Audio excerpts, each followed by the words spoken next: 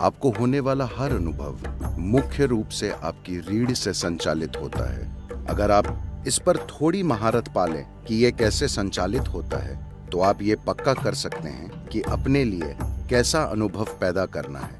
आप देखेंगे कि 2-3 सप्ताह में आपके जीवन में काफी बदलाव आ जाएगा।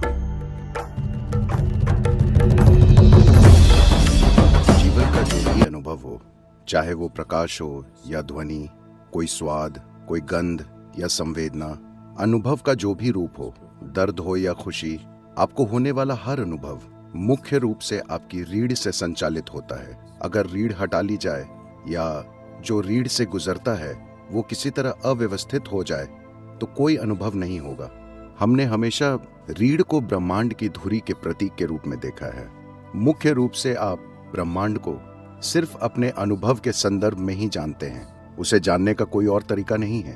आप अपने अनुभव के संदर्भ के बिना दुनिया में कुछ नहीं जानते। हाँ, आप समझे मैंने क्या कहा? आपके अंदर जो हो रहा है उसी से आप जानते हैं, या आप सोचते हैं कि आप जानते हैं, क्योंकि आप अस्तित्व को सिर्फ अपने अनुभव के संदर्भ में ही जानते हैं। और आपके अनुभव का आधार वो है जो अभी आपकी रीढ़ से संचालित हो रहा है। तो रीढ़ को ब्रह्मांड की धुरी के रूप में देखा जाता है।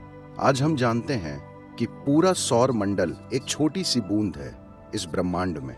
कल सुबह अगर ये पूरा सौर मंडल गायब हो जाए तो कोई बड़ा खालीपन नहीं होगा, बस एक छोटा सा खाली स्थान होगा। बाकी ब्रह्मांड उस पर ध्यान भी नहीं देगा। ये इतना महत्वहीन है। इसलिए योग में वे एक अलग आयाम तक गए और कहा, आपकी रीढ़ ब्रह्मांड की धुरी है। वे इसलिए नहीं कहते क्योंकि वे मानते हैं कि आप ब्रह्मांड के बीच में मौजूद हैं, बल्कि इसलिए क्योंकि आप सिर्फ अपने अनुभव के आधार पर ही ब्रह्मांड को जान सकते हैं और आपके अनुभव का आधार आपकी रीढ़ में है। अगर कोई इंसान वास्तव में चाहता है कि इस धरती पर अपने अनुभव की प्रकृति को 100% तय करे, तो रीढ़ पर थोड़ी महारत हासिल करना जरूरी हो जाता है। जो इंसान अपने अनुभव की प्रकृति हर हाल में तय करता है, वही अपने जीवन की पूरी क्षमता खोजने का साहस करेगा, क्योंकि वो किसी भी चीज में कदम रखने से नहीं हिचकिचाएगा। अगर आपका अनुभव आपको छोड़कर किसी और चीज से तय होता है, तो स्वाभाविक है कि आप कुछ चीजों से बचने की कोशिश करेंगे और कुछ के पीछे जाएंगे। जिन भी चीजों को आप अच्छे अनुभव को प्रेरित करने वाली मानते हैं, आप उनके पीछे जाएंगे। जो भी चीजें आपके अनुसार बुरा अनुभव उत्पन्न करेंगी, आप उनसे दूर जाएंगे। जब आपकी चेतना में ये विभाजन हो जाता है कि आप अस्तित्व को 2 भागों में बांट देते हैं, तो परम मिलन को जानना अनावश्यक रूप से मुश्किल हो जाता है। खुशी, प्रेम, आनंद पर इतना जोर इसलिए दिया जाता है ताकि आपका अनुभव किसी और चीज से तय न हो। अगर आप यहाँ बैठकर ये सोच लें कि ये पेड़ आप में अच्छा अनुभव पैदा करता है और वो पेड़ आपके अंदर बुरा अनुभव पैदा करता है, तो स्वाभाविक रूप से आप कभी वहां नहीं जाएंगे। आप बस यहीं घूमते रहेंगे। अभी यही हो रहा है। जीवन के हर पहलू के साथ यही हो रहा है। तो जब आप दुनिया को बांट देते हैं, लोग आपको मूर्खतापूर्ण चीजें बता रहे हैं कि आपको अपने दुश्मनों से प्यार करना चाहिए। मुझे नहीं समझ आता कि जीवन को इतना कठिन क्यों बनाया जाए। पहले किसी को दुश्मन बनाओ और फिर उसे प्यार करने की कोशिश करो। ये बहुत मुश्किल है। क्या ये बहुत मुश्किल नहीं है? अगर आप उसे दुश्मन न बनाएं तो ये आसान होगा। उसे दुश्मन बनाओ और फिर उसे प्यार करने की कोशिश करो, ये एक असंभव शर्त है। नहीं, वे हमेशा आपके लिए असंभव चीजें तय करना चाहते हैं ताकि आप लगातार वहां जाएं। चलिए संभावनाओं पर नजर डालते हैं। सिवाय इसके कि आप दुनिया को न बांटें, दुनिया को गले लगाना बहुत मुश्किल है ना? अपनी चेतना में अगर आप बांट देते हैं कि ये मेरा है, ये मेरा नहीं है, तो हर चीज को अपनाने की कोशिश बहुत मुश्किल है। या तो सब कुछ मेरा है या कुछ भी मेरा नहीं है, ये ठीक है। कुछ भी मेरा नहीं है, ये एक मार्ग है, ये ठीक है। या सब कुछ मेरा है, ये ठीक है, ये काम करेगा, ये व्यवहारिक समाधान है। तुम मेरे दुश्मन हो पर मैं तुम्हें प्यार करता हूँ, ये बहुत ही मुश्किल है। ये एक यातना है। और दुनिया को विभाजित करने का आधार है कि कहीं एक चीज आपके भीतर सुखदता पैदा करती है तो दूसरी चीज अप्रियता। तभी आप दुनिया को विभाजित करते हैं, है ना? ये मुख्य रूप से बस जीवन चलाने का तरीका है। आप जानते हैं कि अगर आप यहाँ जाएंगे तो अप्रियता होगी और वहां जाएंगे तो सुखदता, तो धीरे धीरे आप वहां जाने लगते हैं, यहाँ नहीं। और कुछ समय बाद आप वहां बिल्कुल भी नहीं जा पाते, क्योंकि आप जानते हैं कि आपके अंदर कितनी अप्रियता घटित होती है। जब आप खुद अपने अनुभव की प्रकृति तय करते हैं, सिर्फ तभी आप अपने भीतर उसे सुखद रख सकते हैं, चाहे आप कहीं भी हों। अगर लोग अप्रियता पैदा करते हैं तो वे आपके आसपास कर सकते हैं, आपके भीतर कभी नहीं। ये आजादी होने के बाद ही आप वास्तव में समावेशी हो सकते हैं, वरना आप अटक जाते हैं। हर छोटी ध्वनि जो आप सुनते हैं, देखिए कि क्या आप उसे अपनी रीढ़ से संचालित कर पाते हैं। जो भी आप देखते हैं, देखिए कि क्या आप उसे अपनी रीढ़ से संचालित कर पाते हैं। अभी मैं बोल रहा हूँ, आवाज खुद इस तार से नहीं जा रही, बल्कि विद्युत आवेग के रूप में वो इस तार से स्पीकर तक जा रही और फिर बूम। अगर मैं इसे काट दूं तो वो काम नहीं करेगा, ये काम नहीं करेगा। रीढ़ ऐसी ही है। रीढ़ खुद कुछ नहीं जानती, मगर वो हर चीज संचालित करती है। जो तारों के इस पूरे गुच्छे को समझता है, सिर्फ वही ध्वनि को सही तरह से मैनेज कर सकता है कि ध्वनि कैसी होनी चाहिए। हमें कुछ परेशानियां हुई हैं क्योंकि बहुत सारी तारें हैं। जब आप वहां मौजूद हर एक तार को समझते हैं, तभी आप ध्वनि को ठीक उस तरह मैनेज कर सकते हैं जैसा आप चाहते हैं, वरना बीच में कई सारी चीजें हो जाएंगी। यही चीज इसके साथ है। अगर आप इस पर थोड़ी महारत पालें कि यह कैसे संचालित होता है, तो आप ये पक्का कर सकते हैं कि अपने लिए कैसा अनुभव पैदा करना है, वरना सब कुछ संयोगवश होगा।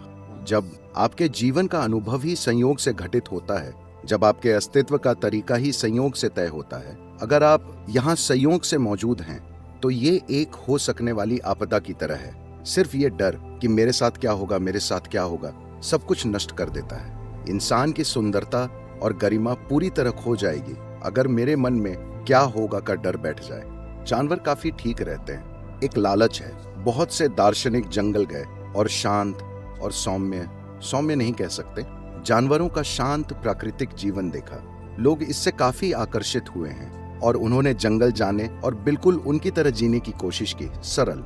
ये आकर्षण बहुत बड़ा है मानव समाजों की उथल पुथल के कारण, मगर आपको ये समझना होगा कि ये कभी कारगर नहीं होगा, क्योंकि किसी जानवर में शांति की भावना बेखबरी के एक स्तर, अचेतनता के एक स्तर से आती है। आप वहां नहीं जा सकते, जो चाहे कर लें, जो चाहे कर लें। आप एक जानवर की अचेतन प्रकृति में वापस नहीं जा सकते। प्रकृति ने आपको चेतनता के इस स्तर तक धकेला है। आप चाहे जितनी कोशिश कर लें, आप कोशिश करके चेतन हो सकते हैं, आप कोशिश करके अचेतन नहीं हो सकते। कृपया ध्यान दीजिए, कम से कम आपका इतना ध्यान प्रकृति ने रखा है कि आप सिर्फ आगे जा सकते हैं, न कि पीछे। दार्शनिकों और बाकी अलग अलग तरह के लोगों ने इस आशा से जानवरों की तरह सरल जीवन जीने की कोशिश की कि जीवन ठीक हो जाएगा, मगर यह कारगर नहीं हुआ। ऐसा होने की वजह बाहरी स्थिति की जटिलता नहीं है। वजह यह है कि हम अपने अनुभव की प्रकृति को अपने अंदर तय नहीं कर रहे हैं। आप सिर्फ अपने मन में, अपने शरीर में, अपनी भावनाओं में या अपनी ऊर्जाओं में योग कर सकते हैं, या बस अपने बैठने और खड़े होने के तरीके से आप योग कर सकते हैं। अपने दफ्तर में जब आप बैठें तो एक निश्चित तरीके से बैठें। देखिए, आप में से ज्यादातर लोग ऐसे बैठे हुए हैं, ठीक है? आपको समझना चाहिए कि विकास की प्रक्रिया में जो बुनियादी बदलाव हुए, विकास क्रम में ये महत्वपूर्ण चरण आए। रीढ़ नहीं थी पर विकसित हो गई। इसका अर्थ है कि हमारा न्यूरोलॉजिकल सिस्टम अधिक जटिल और व्यवस्थित हो गया, तो एक ढांचा जरूरी हो गया। विकास की प्रक्रिया में एक और अहम प्रगति ये हुई कि रीढ़ क्षैतिज से सीधी खड़ी हो गई। बड़ा बदलाव। रीढ़ के सीधा होने के बाद ही मस्तिष्क का ये फूल विकसित हुआ। तब तक ये छोटा सा था। तो आपकी बुद्धिमानी के मुख्य कारण है वो न्यूरोलॉजिकल विकास जो आपकी रीढ़ के अंदर हुआ और रीढ़ की सीधी प्रकृति। आप सिर्फ इतना योग करें, जहां भी आप बैठें, चेतनता में अपनी रीढ़ सीधी रखकर बैठें। अगर आपके कंधे दुखते हैं क्योंकि वो मजबूत नहीं है, तो उन्हें सहारा दें। बस जब भी संभव हो इस तरह बैठें। कम से कम दिन में 3 घंटे सजग रहें, सिर्फ ऐसे बैठें। आप देखेंगे कि आपकी कई चीजें बदल जाएंगी। सिर्फ मुद्रा नहीं, जिस तरह आप सोचते, महसूस करते और जीवन को अनुभव करते हैं, वो धीरे धीरे बदलने लगेगा, सिर्फ इसलिए क्योंकि आप ऐसे बैठे हैं, न कि ऐसे। लेकिन आज आपके सारे फर्नीचर का डिजाइन अमेरिका से आता है, जिस पर बैठकर आप कुशन में घुस जाते हैं। देखिए, एक मांसपेशियों और अस्थिपंजर का आराम होता है और एक भीतरी अंगों का आराम होता है। उदाहरण के लिए, आप ऐसे बैठे हैं, अभी अभी आप खाकर आए और आपको ऐसे बैठने का मन हुआ।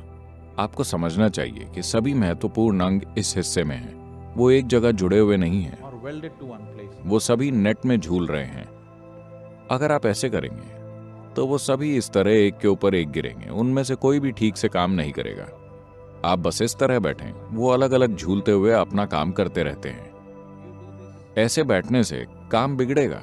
तो खासकर भोजन के बाद आप इस तरह लेटते हैं तो सब कुछ भीतरी अंगों पर बहुत भार पड़ेगा और वो ठीक से काम नहीं करेंगे। तो योग हमेशा अंगों के आराम पर ध्यान देता है, क्योंकि आपकी बुनियादी सेहत, आप कितना लंबा जीते हैं और आपका सिस्टम कैसे काम करता है, ये इन अंगों के स्त्रावों और काम पर निर्भर है। इसीलिए अपनी रीढ़ को सीधा रखिए, अपने दफ्तर में ऐसे बैठिए। आप देखेंगे कि 2-3 सप्ताह में आपके जीवन में काफी बदलाव आ जाएगा। इतना योग तो आप कर सकते हैं।